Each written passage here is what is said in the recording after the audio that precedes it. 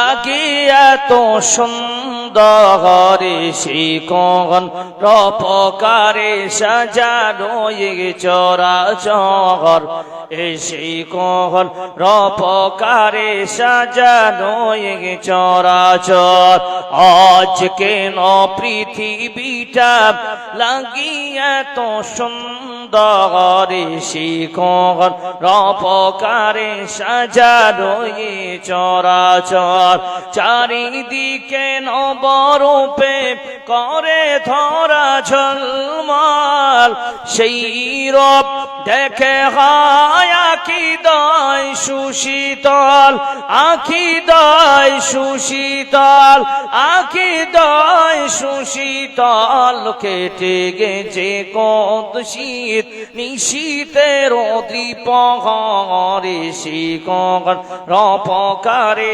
সাজানো চরাচর শিকন রপকারে সাজানো চরাচর আজ কেন পৃথিবীটা লাগিয়া তো সুন্দর শিকন রপকারে সাজানো চরাচর বনে বনে ফোটে ফুল করে পাখি কলরব সবখানি কেন এত আয়োজন উৎসব আয়োজন উৎসব আয়োজন উৎসব কন্যজনে মুখরিত গোটা মোর প্রান্তরে শিকন রপকারে সাজানো চরাচর আজ কেন পৃথিবীটা লাগিয়া তো সুন্দর শিকন রপকারে সাজানো চরাচর। উপস্থিত মঞ্চে উপবিষ্ট যোগ্যতম আজকের সভার যোগ্যতম সভাপতি সাহেব,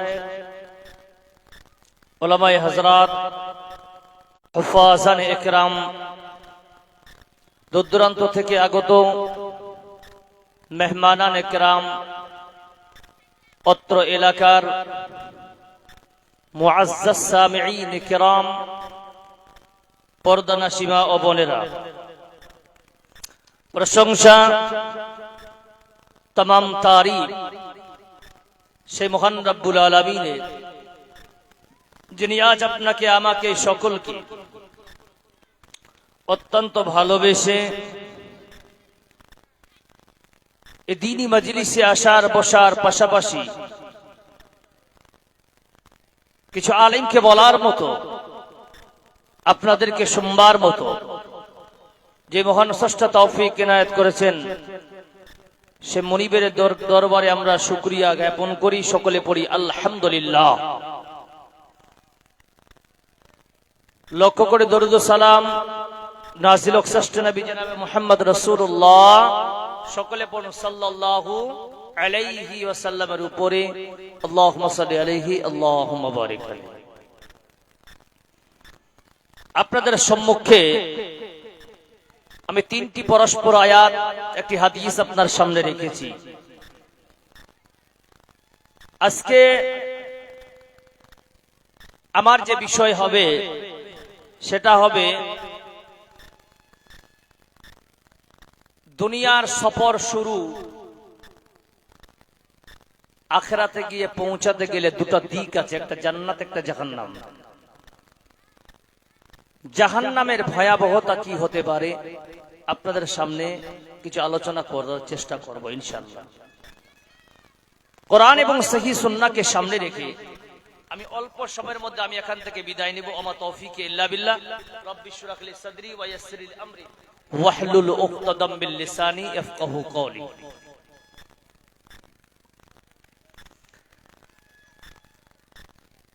আমরা যারা মানুষ রূপে জন্ম নিয়েছি, একদিন আমাদের মরণ হবে, এটা বাস্তব। কিন্তু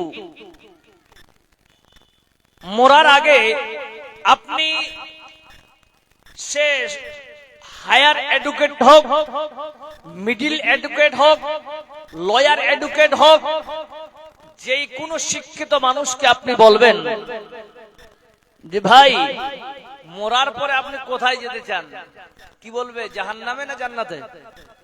যারা বলেন কোথায়, জান্নাতেই বলবে। কিছু কিছু মানুষ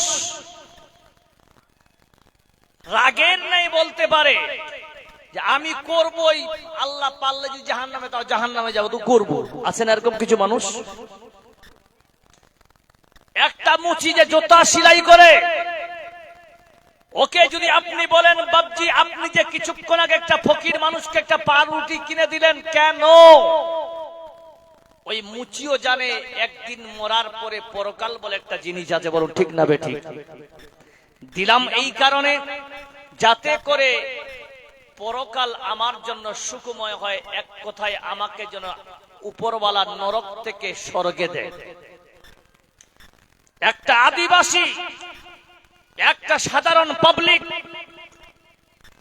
দানের দিক থেকে হাতকে প্রসারিত করার পিছনে একটাই উদ্দেশ্য, আল্লাহ যেন আমাকে জাহান্নামে না দেয়। বলুন ঠিক না বেঠিক? এটা একটা সাময়িক চ্যাপ্টার, যেই পেজকে খুললে আমরা বুঝতে পারি আমাদের তথ্যবহল কোথা। আজ বড় দুঃখ লাগে যে আমরা আল্লাহর শুকরিয়া আদায় করব এই কারণে যে আল্লাহ আমাদেরকে একটা বড় নিয়ামত দিয়েছেন। যারা মুসলমান, কি জানেন? আমরা কোনদিন আল্লাহর কাছে দোয়া করিনি। করেছি কি? আল্লাহ তুমি আমাকে মুসলমানের ঘরে জন্ম দিও, বলেছেন কোনদিন? বলেন বলেন, কোনদিন বলেছেন? বলেন। আল্লাহ বিনা চাহুনিতে আপনাকে মুসলমানের ঘরে জন্ম দেয়, এর থেকে বড় নিয়ামত আর কি চাই? নচেত কোথায় যে ঘন্টি বাজাতেন আজকে মন্দিরে। কথা বলেন ঠিক না বেঠিক? সুধী মণ্ডলী, আল্লাহর কাছে আপনি আমি কেউ দোয়া করিনি আল্লাহ মুসলমানের ঘরে জন্ম দিও। আল্লাহ বলছেন বান্দা বিনা চাহনিতে তোমাকে আমি আল্লাহ মুসলমানের ঘরে জন্ম দিলাম। শুধু জন্ম দেয়নি, তোমাকে মুসলমানের ঘরে জন্ম দিলাম। দেওয়ার পর বান্দা তোমার সামনে মসজিদ দিলাম, মাদ্রাসা দিলাম, কোরআন দিলাম, হাদিস দিলাম। তুমি তো কোনোদিন চাওনি আমি আল্লাহ আমার গ্রামে তুমি মসজিদ দাও, কোনদিন তো দোয়া করনি মসজিদ ইবাদত গায় একটা জায়গা তৈরি করতে হবে। এটা ডিসিশন গ্রামের মানুষ ও বান্দা তোমাকে নিজেকে বলি, একবার নিজের বুকে হাত দিয়ে দেখাও কোনদিন আল্লাহর মসজিদ কোন কয়জন তোমরা দিয়ে দোয়া করেছ? কেউ দোয়া করেনি। আল্লাহ বলছেন বিনা চাকুরিতে তোমার আমি প্রত্যেকটা জিনিস আমি তোমাকে দিলাম।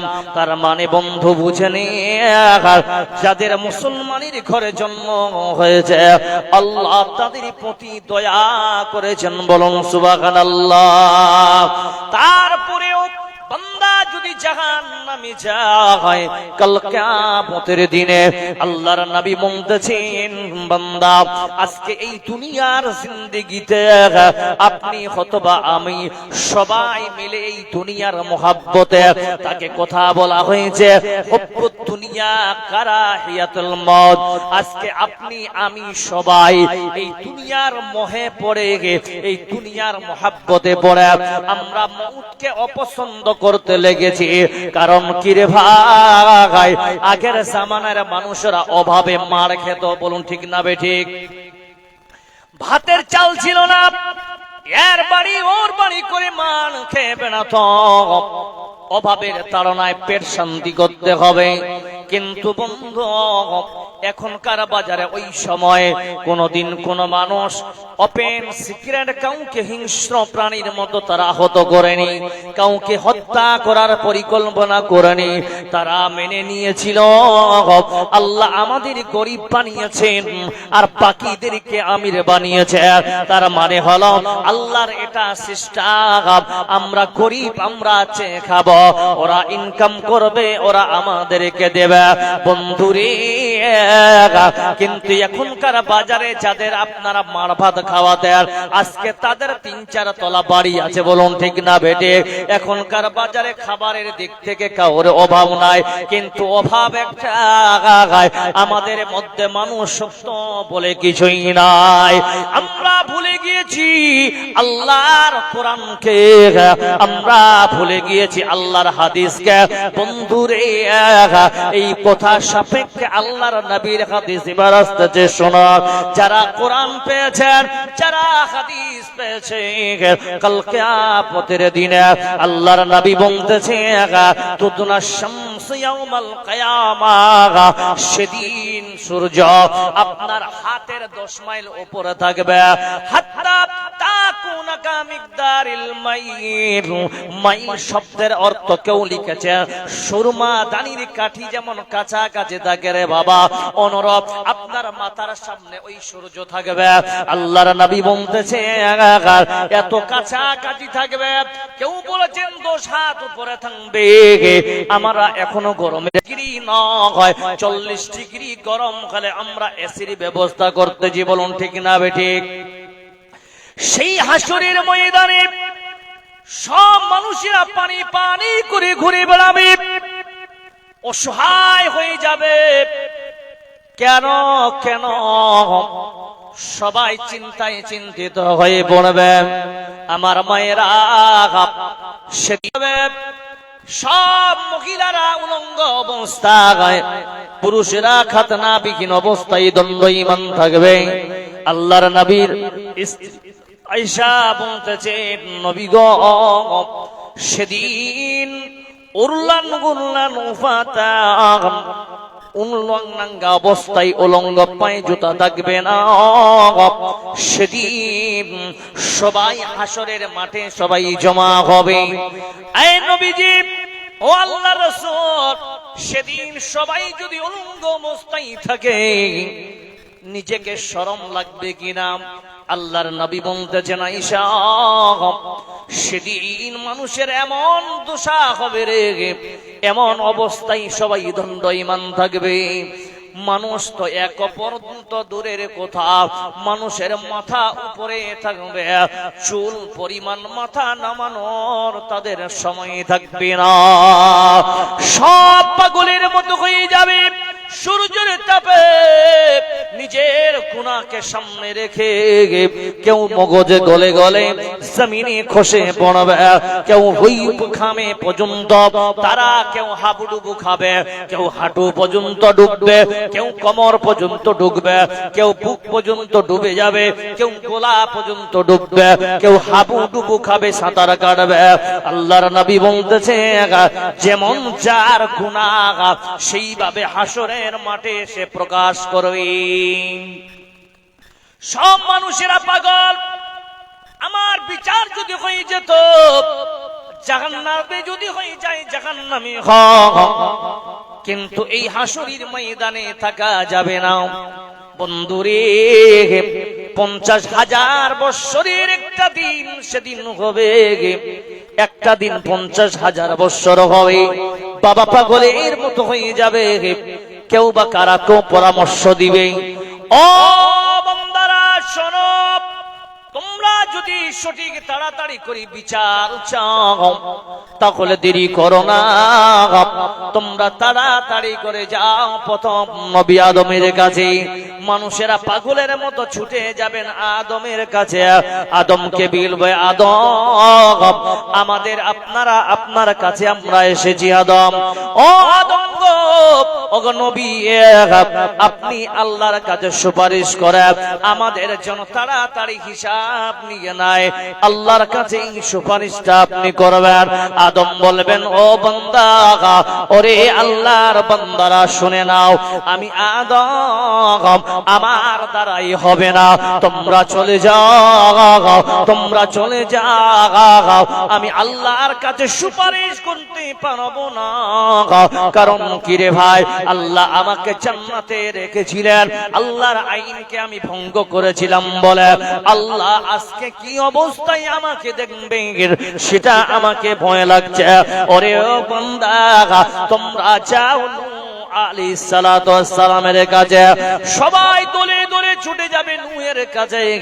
নূহ ওই প্রশ্ন করবে, ওইভাবে উত্তর দেবে, ও বাবা তোমরা ছুটে যাও অন্য নবীর কাছে। কেউ বলবেন দাউদের কাছে, যাও মুসার কাছে। মুসা বলবে আমি পারবো না। সব নবীর কাছে গিয়ে যেতে যেতে ঈসার কাছে পাঠানো হবে। ঈসা অস্বীকার করে দেবে, আমিও পারবো না। সবাই যেতে যেতে এবার আল্লাহর নবীকে দেখবে। আপনার নবী আমার নবী সিজদায় অবনত চিত্তে তারা পড়ে আছেন আল্লাহর কাছে। আল্লাহর কাছে বলবে, আল্লাহ আমার উম্মতিরা যতক্ষণ জান্নাতে যাবে না ততক্ষণ সিজদা থেকে মাথা উঠাবো না। জোরে বলুন নারে তাকবীর। বন্ধু, এই নবীর উম্মত আমরা হলা, কোনদিন আমরা আল্লাহর কাছে দোয়া করিনি, অথচ সব নবী রাসূলুল্লাহ আল্লাহর নবীর উম্মত হওয়ার জন্য দোয়া করেছিল। হায় হায় ও বোন, ও বেটি, ও মা, তোমাদেরকে বলি রে বোন, আজকে তোমাদেরকে পরিবর্তন করা দরকার। ও যুবক তুমিও শোনো, আজকে তোমাকেও পরিবর্তন হওয়া দরকার আছে। ওই জায়গা, ওই হাসরের ময়দানে আপনি কেমন করে নিজেকে প্রকাশ করবেন আল্লাহর সামনে? যখন আল্লাহ তাআলা বলবেন ইয়া মুহাম্মদ, ও মুহাম্মদ, সকলে পড়ুন সাল্লাল্লাহু আলাইহি সাল্লাম, মাথা উঠান, আপনি যা চাইবেন আপনার কথা রাখা হবে। আল্লাহর নবী সেদিন আপনার আমার জন্য, আপনার পাপের জন্য, আমার পাপের জন্য নবী নিজেই জাহান্নামে ঢুকে উম্মতকে বের করবে। জোরে সরে বলুন নারে তাকবীর। সজদো মে ও আশিকো সে दामन को भिगोते हैं, सजदों में आशिकों से दामन को भिगोते हैं। इस उम्मत के लिए आका तन्हाई में रोते हैं। सुधी मंडली, আজ আপনাদের আমাদের মধ্যে এই যে ময়দানে যাব, আমরা পাগলের মতো ছুটে যাব। বন্ধু, আমাদের আমল যদি ভালো হয় আমরা আরশের ছায়া পাবো। জোরে বলুন সুবহানাল্লাহ। আরশের ছায়া পাবো। ইনসাফকারী যদি হন ইনশাআল্লাহ আরশের ছায়া পাবেন। কিন্তু বন্ধু, আমরা তো ইনসাফ করতে গিয়ে নিজেই আমরা বেহুশ হয়ে যাচ্ছি। কেমন কথা বাবা?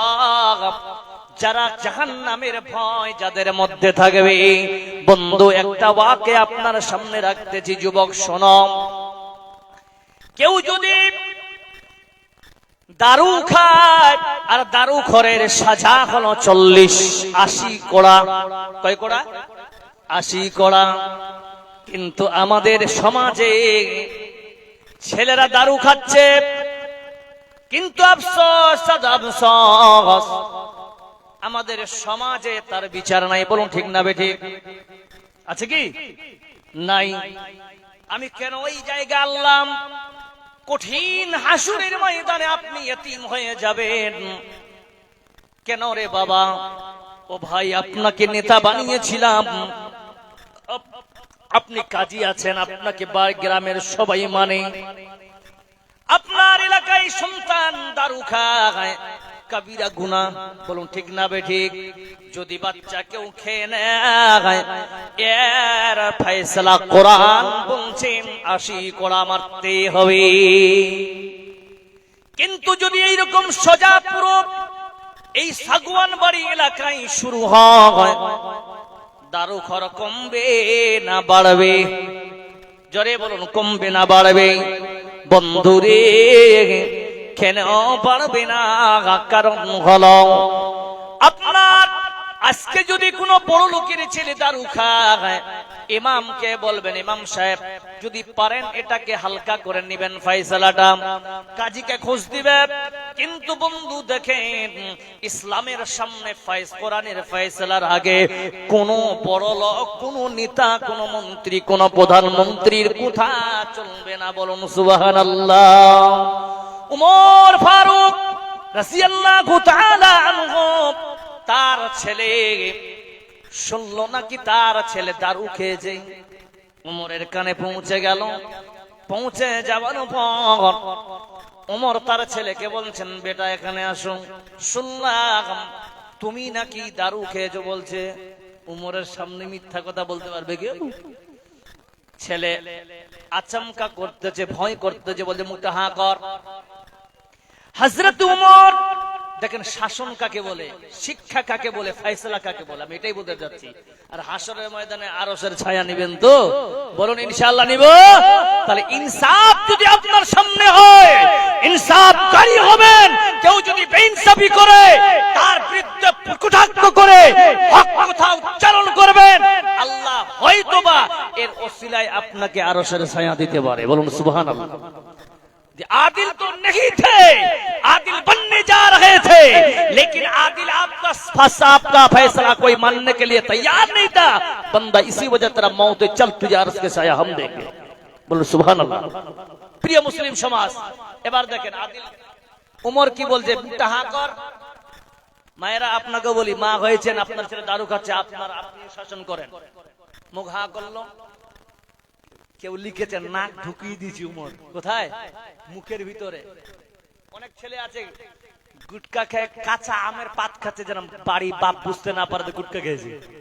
বলুন ঠিক না? ঠিক। এরকম কিছু সময় দারু খেয়েছে, কিছু চিবিয়ে খেয়েছে, কিন্তু উমর নাক কাছে ঢুকিয়ে দিয়েছে। বলছে, তুই খেয়েছিস? বলে, হ্যাঁ আব্বা খেয়েছি। আচ্ছা বলেন তো, অর্ধেক পৃথিবীর শাসন করতে হযরত ওমর রাদিয়াল্লাহু তাআলা আনহুর ছেলে দারু খেয়েছে, অথচ একটা লাইট হারিয়ে গেছে। তো আপনারা কেউ যদি পেয়ে থাকেন তো দিয়ে দিবেন। এই কোন বদহোশ যে মানে নিজের লাইটটাও সামলে থাকতে পারেনি। তো যাই হোক, ওর গলতিতে হারিয়ে গেছে। আপনি মেহরবানি করে মানে আজ ধরেলেন যে 20 মিনিট থেকে আমাকে অনুরোধ করছে, তো পেয়ে থাকেন তো দিয়ে দিবেন। কি হারিয়েছে?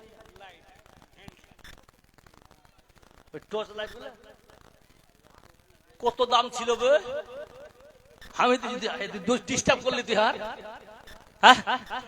হায় আল্লাহ, আমি বলছি সোনা হারিয়েছে। আস্তাগফিরুল্লাহ। বসেন বসেন বসেন। গরিব মানুষের হারিয়ে যাবে, এটা কোনো বড় জিনিস নয়। আপনার হুঁশ নাই ছোয়ার, এ তো হাট্টা কাট্টা মানুষ। মোটা কাটা মানুষ কইছি লাইট হারিয়ে গেছে বলে। জি ভাই, দাদা রেগে গেছে আর উপরে বলছে, বলি সব গরিব মানুষ, তো গরিব মানুষের হারায়, বড় লোকের হারায় না। বড় লোকের বড় বড় বড় জি হাইবার শোনেন ভালো করে। যুবকদের তোমাদেরকে বলি, আজকে উমরের মতো শাসন যদি ভারতবর্ষে চলতো, তাহলে একটা মুসলমানের বাচ্চা হারাম করতো দূরের কথা, হারাম থেকে 300 কিলোমিটার দূরে থাকতো। ঠিক না বেঠিক? আমরা কি করি? কে রে? বলে মুখিয়ার ছেলে। আচ্ছা, এটা কে? বলে মেম্বারের ছেলে। কোনো ফয়সালা নেই। ওমর তাকে বাঁধছেন মসজিদের নববীর খুঁটিতে। কোথায় বাঁধছেন? মসজিদের নববীর খুঁটিতে বেঁধেছে তার বেটাকে। নামাজের পরে বলছে, এ হচ্ছে 1 নম্বর অপরাধী। একটাই তার অপরাধ, সে দারু পান করেছে। আচ্ছা বলেন তো, সব সাহাবারা অবাক। চলো হয়তো হালকা করে বিচার করে তার বাপ ছেড়ে দিবে, কিন্তু দেখেন ওমর বলছে, জাল্লাদকে ডেকে আন। জাল্লাদকে ডেকে বলছে, জাল্লাদ দারুখোরের সাজা কি? বলছে 80 কোড়া। বলে শুরু কর। কাকে বলছে? জাল্লাদকে বলছে 80 কোড়া শুরু কর। আপনাদিকে দর্রা মারা হয়? মারা হয়? মারা হয়, লেকিন ওর মারাটার নাম হচ্ছে ঘন্টা মারা। আমি বলছি শুনেন, যেটা দর্রা আপনারা মারেন, এদিকে কান করেন 1 মিনিটের জন্য। যেই দর্রা আপনারা সমাজে মারছেন, এটার নাম রেখেছি আমি ঘন্টা মারা। 100 কোড়া যদি মারতে হয় তাকে মারার মতো মারতে হবে, যদি না পারেন আল্লাহর উপর ছেড়ে দেন, নিজে নিজে ওই জায়গায় গুনাহ আপনি মাথায় নেবেন না। কথাগুলো বুঝে আসছে আপনার? নিজে জায়গায় যাবেন না, এটা ভারতবর্ষ, এটা কোনো মুসলিম কান্ট্রি নয় যে বিবাহিত হলে তাকে সংসার করে মারবেন, অবিবাহিত ছেলে হলে জেনা করলে তাকে আপনারা 100 কোড়া মারবেন। 100 কোড়া মারতে গেলে যদি মারা যায়, ও কাজী সাহেব আপনাকে বলি, আপনার উপরে 1 নম্বর আসামি করা হবে আপনাকে। কথাগুলো বুঝে আসছে? 10 টাকার কমছি মুঠি বাঁধতে বলছে মার রে, মারছে, মারা হয়, পাক হয়ে গেল। আস্তাগফিরুল্লাহ। আরে ওকে ওইটা না করে ওকে মসজিদে নিয়ে যাও, ওকে ইখতিয়ার দাও, তুমি তওবা করো, আমাদের দ্বারা তোমার ফয়সালা তুমি আল্লাহকে রাজি করো, কারণ ভুলটা করেছো আল্লাহর কাছে। বলুন ঠিক না বেঠিক? মাফ করবে তোকে আল্লাহ, আমরা কে? বলুন ঠিক না বেঠিক ভাই? উমর কি করছে দেখেন, এটা জিনা নয়, এটা দারু খেও, হালকা দারু খেয়েছে, বলছে শুরু কর, শুরু কর। আরে ভাই, অর্ধেক শাসনকারী ব্যক্তির ছেলেকে মারবে একজন জাল্লাদ, তার হাত কাঁপবে না? কাঁপবে না? কেউ লিখেছেন 5টা কোড়ার বাড়ি মেরেছে, হাত কাঁপতে লেগেছে। ওমর বল তোর দ্বারা হবে না, আমাকে দে। কে বলছে? আরে ফয়সালাকারী হো তো উমর জैसा। বলুন সুবহানাল্লাহ।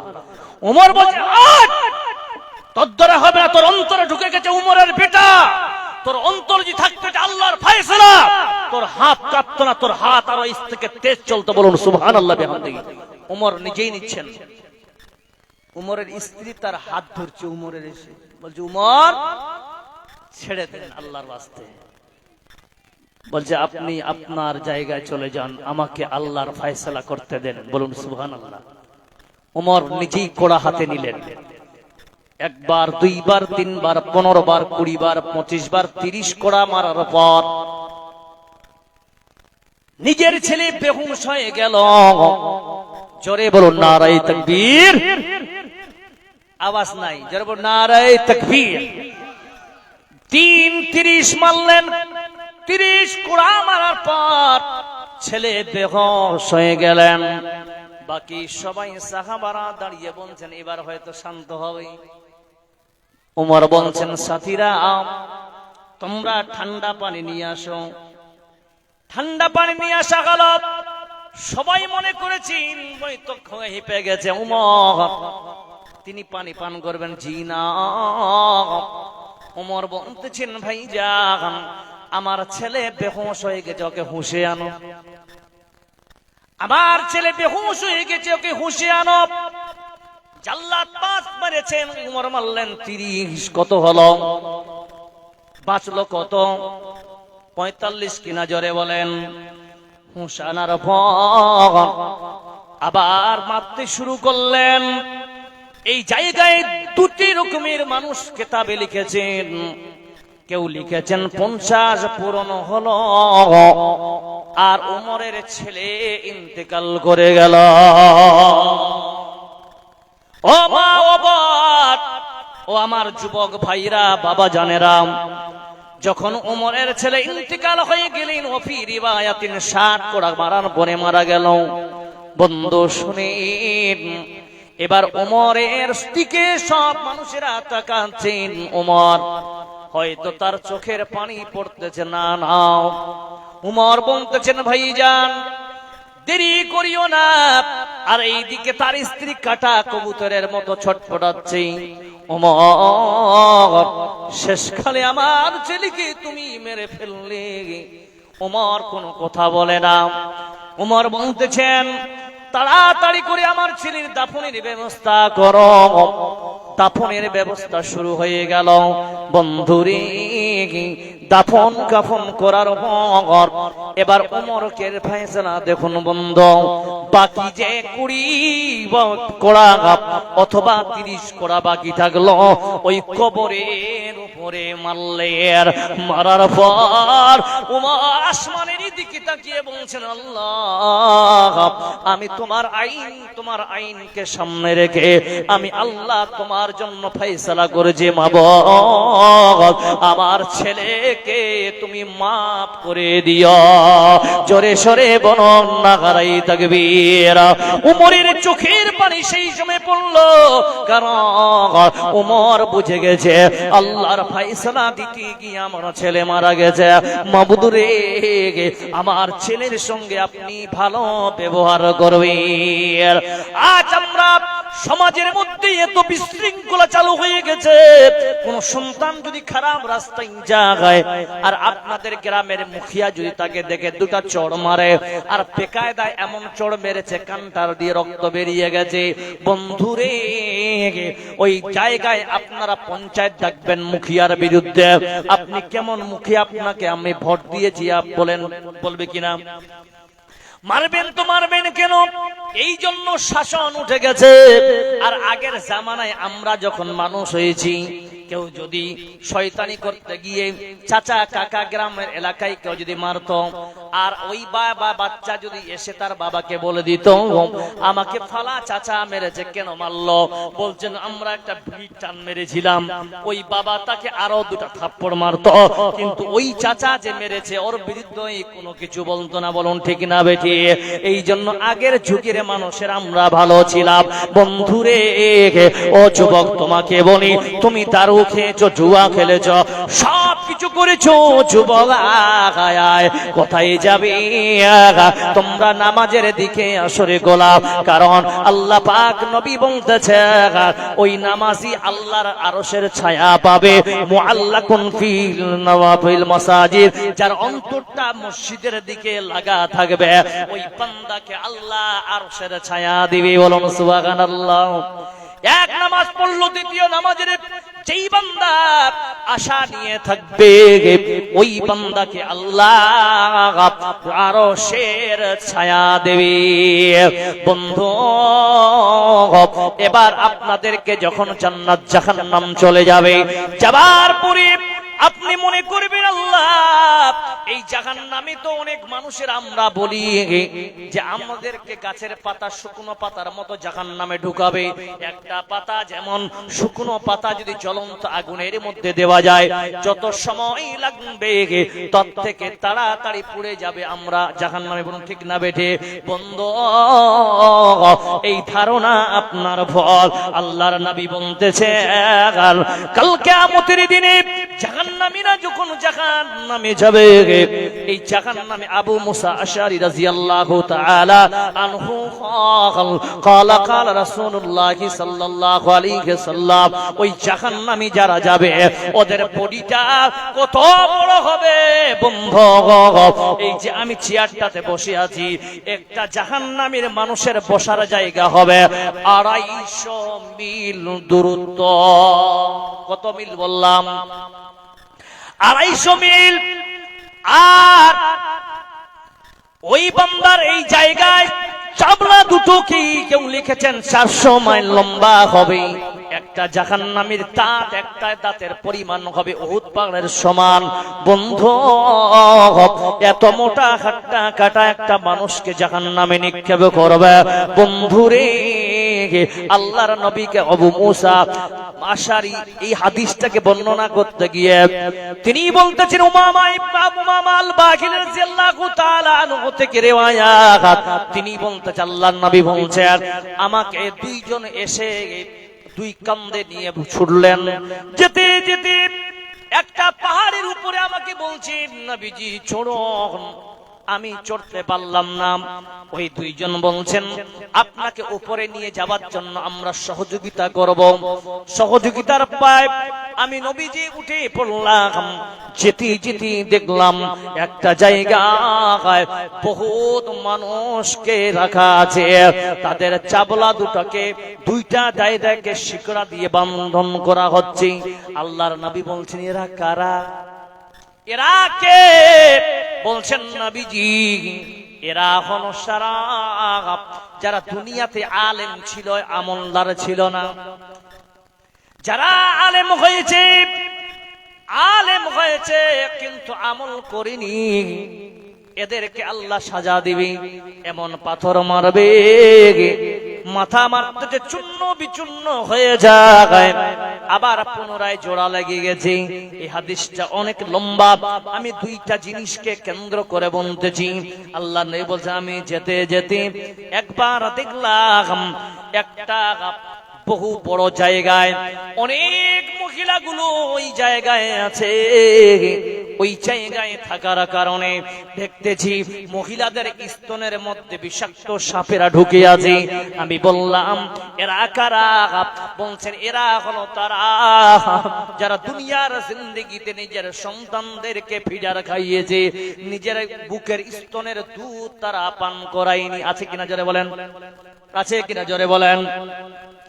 আমি পুরো হাদিসটা নিয়ে আসছি না, আমি শুধু নেগেটিভিটি আলোচনা করতে চাই। ও মা, ও বোন, তোমার দেখবেন যেই মেয়ে, যেই মা নিজের সন্তানকে নিজের স্তনের দুগ্ধ পান করাবে না, দেখবেন ওই বাচ্চা যদি ব্যারিস্টার পাস করে, সেই যদি মাদানিও হয়, নাউজুবিল্লাহ বলছি, তবুও মায়ের সঙ্গে মোহাম্মত বেশি থাকবে না। কারণ কি রে ভাই, যেই মায়ের দুগ্ধের সঙ্গে আল্লাহ একটা গভীর সম্পর্ক করেছেন বন্ধু, একটা বাচ্চা পেটের মধ্যে থাকাকালীন কেউ আবার ভূমিষ্ঠ হয়, আবার কেউ ভিতরে মরে যায়। বলুন ঠিক না বেটে? বন্ধু, যেই বাচ্চা 2 বছর ধরে 20 মাস বা 24 মাস মায়ের দুগ্ধ স্তন ধরে ধরে পোটা ধরে টান মেরে মেরে বড় হবে, ওই বাচ্চা যতই বড় হোক না কেন, মায়ের মোহাব্বত অন্তর থেকে চুল পরিমাণ কমবে না। মায়ের পরে ঝরলে পানি, মায়ের চোখে ঝরলে পানি, আল্লাহর আরশ কাইপা যায়, কান্দে না যেন মা, কান্দে না যেন মায়। শুধু মন্ডলী মায়েরা, এবার জাহান্নামকে কেমন ভয় করবেন ভালো করে শুনেন।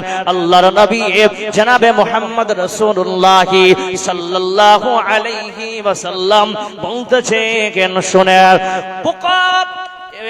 সূরা বাকারার 172 নম্বর আয়াত, আল্লাহর নবী বলতেছেন, ওয়া ইম মিনকুম ইল্লা ওয়ারিদুহা কানা আলা রাব্বিকা হাতামাম মাগদিয়া। আহারে, আজ আপনাকে আমাকে সবাইকে বলি মা, দুনিয়া খুবই খারাপ রে মা। আজকে আপনি আমি সবাই যতদিন চলে, কেউ স্ত্রীকে ভালোবাসে, কেউ আবার বাসে না। এখনকার বাজারে 50-50 হচ্ছে, তুই বাসলা আমি বাসবো, ঠিক না বেঠিক? কেন? সমাজ হয়ে গেছে নোংরা। আজ পুরুষেরা নিজেকে পুরুষ মনে করে না, নিজের স্ত্রীকে বিলীন করে দিয়েছে, তুই যা বাজার কর। যদি বলেন কেমন?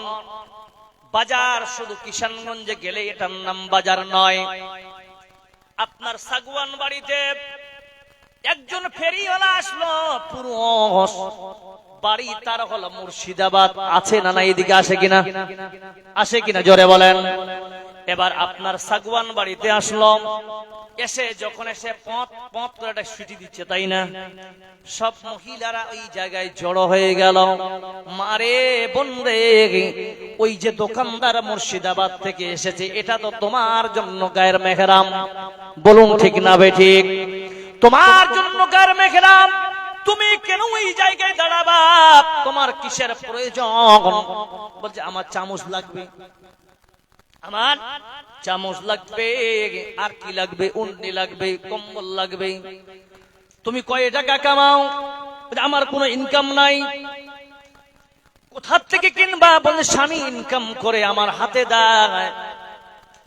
ও মা, স্বামী ইনকাম করে তোমার হাতে দেওয়ার উদ্দেশ্য হলো স্বামীকে যেন তুমি ভালোবাসো, স্বামী তোমাকে ভালোবাসবে। অনুরূপ সময় উন্নয় সময় সম্মতিক্রমে দুইজনে তোমরা এক অপরকে ভালোবাসবে বলে দুইজনকে এই স্বামী চাইছে তাকে হাত টাকা দিবে। কিন্তু তোমার চামচের দরকার, কম্বলের দরকার, তোমার ওড়নার দরকার, তুমি তোমার স্বামীকে বিনা না বলে পারমিশন না নিয়ে একজন গায়ের মেখেরামের সামনে দাঁড়িয়ে তুমি গল্প করো, মারে বন্দে যতক্ষণ গল্প করেছো রে মা, তুমি মনে করবে তুমি যদি বেপরদা হয়ে গল্প করো আর স্বামীর পারমিশন ছাড়া যদি গল্প করো, মা তোমার ঠিকানা আল্লাহ জাহান্নামে দিতে পারে। আজ আপনার গ্রামে হোক কাউরের সামনে বহির প্রকাশ করা যাবে না, কারণ হলো দলিল আসছে তিরমিজি শরীফের হাদিস, আল মারআতু আওরাতুন, মহিলারা হলো পর্দা নচিনে, এরা পর্দাই থাকবে। কতক্ষণ থাকবে? যতক্ষণ বান্দি থাকবে আল্লাহর হেফাজতে থাকবে। আর যখন ফাইদা খরাজাত, বান্দি যখন আল্লাহর আইনের বাইরে চলে যাবে, ফাইস্তাশারা ফাহাশ শাইতান, ওই বান্দির পিছনে শয়তান লেগে যাবে। তার মানে হলো মা, ওই জাহান্নাম থেকে যদি বাঁচতে চাও এই দুনিয়াটাকে আপনাকে কায়েতখানার মতো থাকতে হবে। আহারে আজকে আমার মা আপনার মা নিজেই জান্নাতে যেতে চান, কিন্তু আপনারা এত হতভাগা ছেলে, আমরা এত হতভাগা ছেলে। আমি একজন হতভাগা পুরুষ। কেন কেন? যেই মা 10 মাস 10 দিন ধরে পেটি ধারণ করেছিল, আহারে সেই মা আজকে জাহান্নামে যাবে। আমি কেমন ছেলে, আমি কেমন বাপ, আমি কেমন দাদা, আমি আমার সামনে আমার বোন জাহান্নামে যায়, আমার মা জাহান্নামে যায়, আমার দাদি জাহান্নামে যাচ্ছে। কেমন করে ওই জায়গায় যখন রাস্তা দিয়ে যাবে, অনেক সময় হাদিসে আছে নিজেদের লোকদেরকে দেখিয়ে যাবে। এবার তারা বলবে কি কারণে জাহান্নামে যাচ্ছ রে? ওরা বলবে আমরা দুনিয়াতে করেছি, ওরে বলছিলাম কিন্তু আমল করেনি। মারে বলবে একটা হাদিস শোনার পরে আমি আমার নিজেকে কন্ট্রোল করতে পারিনি। একজন নারী, আহারে যার পেটে আমার মতো সন্তান, মাস্টার মোস্তাক সাহেবের মতো সন্তান, এইরকম ভাবে অনেক আলিম ওলামারা যার পেট থেকে সন্তান হয়ে জন্ম নিয়ে বেরিয়েছে রে বাবা, আজকে ওরা কঠিন জাহান্নামে যাবে। কারণ এই সন্তানদেরকে ভূমিষ্ঠ করার পরে মা যদি জাহান্নামে যায়, তাহলে আমাদের কি অবস্থা হবে? কেন কেন? আল্লাহর নবী বলতেছেন, ও উম্মত শুনে নাও, কেউ যদি একটা মহিলা জাহান্নামী হয়, একজন মহিলা যদি জাহান্নামী হয়, ওই জাহান্নামী মহিলা 4 জন পুরুষকে জাহান্নামে নিয়ে যাবে। এই কথাটা খুব হালকা দিবেন না। আজকে ভালো করে দেখুন তো আপনি আমি কোন জায়গায় আছি। আহারে আপনার বিয়ে হোক বা আপনার বেটি হোক, আপনার বোন হোক বা আপনার স্ত্রী হোক, একজন মহিলা যদি জাহান্নামে যায় 4 জন পুরুষকে নিয়ে যাবে। প্রথম হলো বাবা। কেমন বাবা আপনি হয়েছে? আপনার উপস্থিতিতে আপনার মেয়ে বাজারে গেল, কোথায় পার্কে গেল, কোন জায়গায় ঘুরলো আপনি জানেন না। মারে বেটি রে, তোমার গুনার কারণে তুমি একাকিনী একজন পার্কে গিয়ে গায়ের মেহরামের সঙ্গে তুমি খারাপ সম্পর্ক করেছো বেটি, আর তোমার খারাপ সম্পর্কের কারণে আজকে তোমাকে যদি আল্লাহ জাহান্নামে দেয়, বন্ধু ওই জাহান্নামে দেওয়ার কারণে বাবাকে গার্জিয়ান হিসাবেও জাহান্নামে নিক্ষেপ করা হবে। কেমন কথা? বাবাকে বলা হয়েছে তুমি একজন গার্জিয়ান, কুল্লুকুম রাঈন ওয়া কুল্লুকুম মাসউলুন। আল্লাহ নবী বলেন তুমি বাবা হিসাবে তোমার একটা কর্তব্য ছিল। তোমার রাত 12টার সময় ফোনের মধ্যে কার সঙ্গে আলাপ করতেছে? ও বাবা বলুন তো, আগে তো মাটির ঘর ছিল, মাটির দেওয়াল মোটা মোটা কিনা, জোরে বলেন। এখন তো ইটের দরজা 5 ইঞ্চি, মানে এতটুকু। জোরে বলুন ঠিক না বেঠিক? আপনি বাবা মা এই রুমে শুয়ে আছেন, আপনার পাশে আপনার মেয়ে, কুঁয়ারি মেয়ে, যুবতী মেয়ে শুয়ে আছে। রাত 12টার সময় রিংটন বাজলো অথবা ভাইব্রেশন বাজলো, আপনার মেয়েজি ফোনটা অ্যাকসেপ্ট করেছে, কথা যতই আসতে বলুক না কেন, গভীর রাত যদি হয়ে যায়, মশার আওয়াজ যদি ওই রুমে হয়, মশা যদি ওই রুমে গান বলে, এই রুমে শুনতে পাওয়া যাবে কিনা জোরে বলেন। বাবরে চাচা গো, তোমার মেয়ে ওই রুমে গল্প করতেছে, বাবা তুমি মনে করছো না খারে লড়কি জওয়ান হো গাই নাকি, লড়কি জওয়ান হো গাই, লড়কি যেহেতু জওয়ান হয়ে গেছে বলতেই পারে। এই কথা যদি কোন পুরুষের মুসলমানের মুখ থেকে বেরিয়ে যায়, কপালে লিখে না জাহান্নাম যদি বেটি যায়, তোমাকেও জাহান্নামে যেতে হবে। ওই জায়গায় একজন পীর মুসলমানের কর্তব্য ছিল, ও বেটি তুমি বেরিয়ে আসো, তুমি এই মুহূর্তে কার সঙ্গে কথা বলছিলে, সঙ্গে সঙ্গে তোমার দরকার ছিল তোমার মেয়ের কাছ থেকে ফোনটা কেড়ে নেওয়া, বলুন ঠিক না বেটি? ফোনটা কেড়ে নেওয়ার পর তোমাকে শাসন করতে হতো, রে বেটি সব তোমার ফোনের দরকার নয়, তোমার ফোনের দরকার নাই, তোমার স্কুল কলেজ ইউনিভার্সিটি যেই কোন জায়গায় পড়ো না কেন, তুমি আমার হচ্ছে আমি তোমার বাবা, আমার মোবাইল নাম্বার দিয়ে দিবে, যেই কোনো সমস্যা হবে আমাকে ফোন করবে, তোমাকে আমার ফোন দিয়ে দিব, তুমি সলভ করবে, বলুন ঠিক না বেটি? এইরকম যদি বাবা হয় তাহলে ওই মেয়ে কোনদিন জাহান্নামে যাবে না। আর যদি ওই মেয়ে জাহান্নামে না যায়, ও বাবা আল্লাহ আপনাকেও জাহান্নাম থেকে বাঁচিয়ে দিবে। জোরে সরে বলুন নারে তাকবীর। জামানা মোবাইলে খাইলো, জামানা ফেসবুকে খাইছে, জামানা মোবাইলে খাইছে, জামানা ফেসবুকে খাইছে। অল্প বয়সের ছেলে মেয়েরা প্রেমে জমাইছে, অল্প বয়সের ছেলে মেয়েরা প্রেমে জোড়াইছে, জামানা মোবাইলে খাইছে, জামানা হোয়াটসঅ্যাপে খাইছে।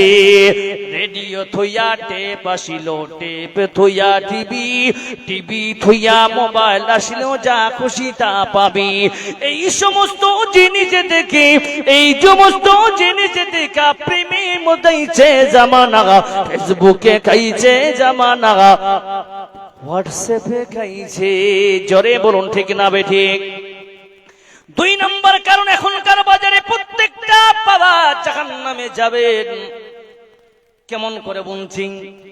বেটিকে মোবাইল কিনে দিয়েছেন, বেটিরও হোয়াটসঅ্যাপ না ফেসবুকের অ্যাকাউন্ট খোলা আছে কিনা জোরে বলেন? কথা বলেন, বাংলা বুঝতে তো? ফেসবুকের অ্যাকাউন্ট আছে। তোমার বেটি স্কুলে ঢুকতেছে, কান্দে ব্যাগ, মুখ খোলা, চুল খোলা, ফেসবুকে তোমার মেয়ের ফটো আপলোড করতেছেন। ও পুরুষ তোমাকে বলি, আজকে তুমি যদি তোমার বিরুদ্ধে, আমার মেয়ের বিরুদ্ধে, সামান্য ফটোটার বিরুদ্ধে যদি পদক্ষেপ না নাও, আজকে ফটো ছেড়েছে, কালকে ভিডিও ছাড়বে না, এর কোনো ভরসা আছে? যারা বলেন ঠিক না বেটি? সুধী মন্ডলী, এবার আসেন ছোট্ট করে বলি, সব জিনিস হয়ে গেল, ও বাবা এবার আমরা সলিউশন দেন। বাবা যাবে জাহান্নামে, বাবা নাই, ভাই যাবে জাহান্নামে, ভাই নাই, বিয়ে দিয়েছে স্বামী থাকাকালীন, এখনকার বাজারে স্বামী বিদেশে আর তার বউ অন্যর সঙ্গে প্রেমে জমেছে, বলুন ঠিক না ঠিক? আল্লাহর নবী বলতেছেন, ওই বান্দা, ওই স্বামীও জাহান্নামে যাবে। স্বামী মারা গেছে, বিধবা, যৌবন যদি উত্তেজনা থাকে, যৌবন যদি থাকে, আল্লাহ নবী বলতেছেন তিনটা কাম আগে করো। কেউ যদি মারা যায় তাকে দাফন কাফনের ব্যবস্থা করো। আর কোন মহিলা যদি কার স্বামী মারা যায় আর তার মধ্যে যদি যৌবন বিরাজমান হয়, বান্দা তোমার মায়ের তুমি বিয়ে দাও। জোরে বলুন সুবহানাল্লাহ।